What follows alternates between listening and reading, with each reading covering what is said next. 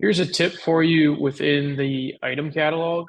Bring in your average 12-month purchase cost and see if you've got your catalog cost out of whack from what we've been purchasing the item for. So this is looking at the purchase receipts of the last 12 months and saying, hey, we're purchasing this item on average at this cost. So kind of a tip within a tip for you here is that you can filter by that average 12-month purchase cost and do equals or not equals to zero.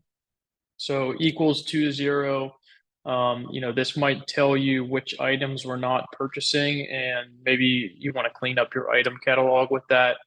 You could do does not equal zero and just hone in on the items that we have been purchasing. What you'd want to look for is something like this, where the item cost is over $20 less than what we've been purchasing it for. So when we're estimating this item, we're selling ourselves short, kind of before we've even sold or produced the job. We are, short selling the cost of what that's going to take to get done. So you'd want to click into this item, update it to the 73 or $74 around there so that we're more in line with what we're actually going to be purchasing that item for.